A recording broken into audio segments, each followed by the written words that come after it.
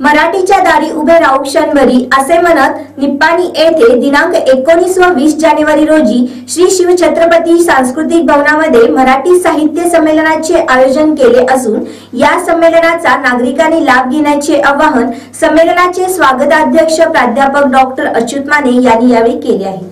मराठीच्या दारी उभा राहा क्षणभरी असे म्हणत निप्पाणी येथे मराठी साहित्य संमेलनाचे आयोजन करण्यात आले असून निप्पाणी वासियांसाठी ही एक पर्वणीच आहे। हे संमेलन कोणत्याही पक्षाचे किंवा जाती धर्माचे नसून मराठी भाषिकांच्या अस्मितेचे प्रतीक असल्याचे मत संमेलनाचे स्वागताध्यक्ष प्राध्यापक डॉक्टर अच्युत माने यांनी व्यक्त केले आहे। ते संमेलनाच्या आयोजित कार्यक्रम प्रसंगी बोलत होते। यावेळी त्यांनी निप्पाणी येथील शिव छत्रपती सांस्कृतिक भवनात दिनांक 19 व 20 जानेवारी रोजी होणाऱ्या मराठी संमेलनास व संमेलनाच्या माध्यमातून शनिवारी आयोजित करण्यात आलेल्या ग्रंथदिंडीमध्ये नागरिकांनी मोठ्या संख्येने उपस्थित राहण्याचे आवाहन केले आहे। हे संमेलन कनेरी मठाचे अदृश्य महास्वामीजींच्या उपस्थितीत संमेलनाध्यक्ष प्रतिमा जोशी यांच्या अध्यक्षतेखाली व आमदार शशिकला जोले यांच्या हस्ते संमेलनाचे उद्घाटन होणार आहे। या कार्यक्रमाचे खास वैशिष्ट्य म्हणजे शाहीर संजय जाधव यांचा पोवाडा होणार असून सायंकाळी गझल रंग या कार्यक्रमाचे आयोजन करण्यात आले आहे। रविवारी सकाळी डॉक्टर शंतनू कुलकर्णी यांच्या स्वप्नातून सत्याकडे या विषयावरील व्याख्यानाबरोबरच कथाकथन, एकपात्री प्रयोग, कवी संमेलन, गोंधळी कार्यक्रम असा भरगच्च कार्यक्रमांनी या संमेलनाचा समारोप होणार आहे।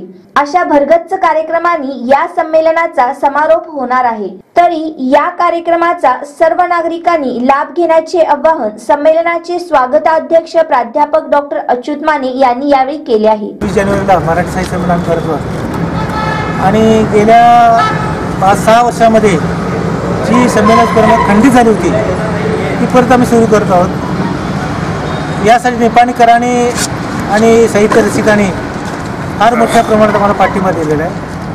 लोकांची इच्छा होती की साहित्य संमेलनाची परंपरा खंडित होऊ नये, तशी चालू राहावी, म्हणून आम्ही सगळ्यांची एक बैठक घेतली आणि त्या बैठकीमध्ये असं निघालं की बाबा ही परंपरा आपण परत सुरू करूया। आणि त्यासाठी मग 19 आणि 20 जानेवारी ही तारीख आम्ही ठरवलेली आहे। 19 तारखेला दुपारी 2 वाजता ग्रंथदिंडी आहे, 4 वाजता उद्घाटन सोहळा आहे आणि या संमेलनाचा अध्यक्ष फार मोठ्या लेखिका, परिवर्तनवादी चळवळीतल्या कार्यकर्त्या प्रतिमा जोशी मुंबई या आम्हाला लाभलेल्या आहेत। त्या दिवशी संध्याकाळी गझल रंग नावाचा कार्यक्रम आहे अमरावतीचा। दुसऱ्या दिवशी रविवारी परिसंवाद, कथाकथन, एकपात्री प्रयोग आणि कवी संमेलन अशी 4 सत्र आहेत। एकूण 6 सत्रामध्ये हा कार्यक्रम आहे आणि त्याच्यासाठी ह्या आमच्या छत्रपती शिवाजी महाराज सांस्कृतिक भवन याची आम्ही निवड केलेली आहे। निप्पाणी आणि निप्पाणी परिसरातील जे काही साहित्यप्रेमी आहेत, विद्यार्थी आहेत, विशेषतः विद्यार्थी बंधू, युवक यांचा सहभाग याच्यामध्ये फार आवश्यक आहे। त्याला विद्यार्थ्यांची संख्या आम्हाला फार मोठ्या प्रमाणात अपेक्षित आहे। तसं आमचं नियोजन पण सुरू आहे आणि या संमेलनाचं वैशिष्ट्य म्हणजे गेल्या 8 दिवसामध्ये 10 दिवसामध्ये निप्पाणी आणि निप्पाणी परिसरातून फार चांगल्या पद्धतीने आम्हाला पाठिंबा मिळालेला आहे। लोकांना काहीतरी चांगलं ऐकायचं आहे, मराठी भाषा आणि मराठी अस्मिता याचं संवर्धन व्हावं आणि याला एक थोडीशी गती मिळावी, थोड्याशा सांस्कृतिक आदानप्रदानाला, यासाठी आम्ही हे आयोजन केलेलं आहे।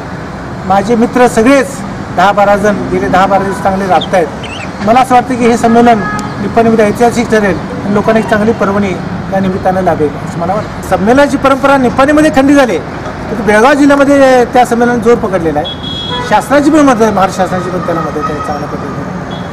म्हटलं यावेळेला सुद्धा 8 डिसेंबरला एक लेख प्रसिद्ध झाला पुढारीमध्ये, निप्पाणीकर संमेलनाचे प्रतिष्ठित म्हणून, आणि तो लेख प्रसिद्ध झाल्यानंतर लोकांचे खूप फोन आले, तुमच्या व्हॉट्सअप प्रतिक्रिया आल्या आणि मग 12 डिसेंबरला आम्ही पहिली बैठक घेतली।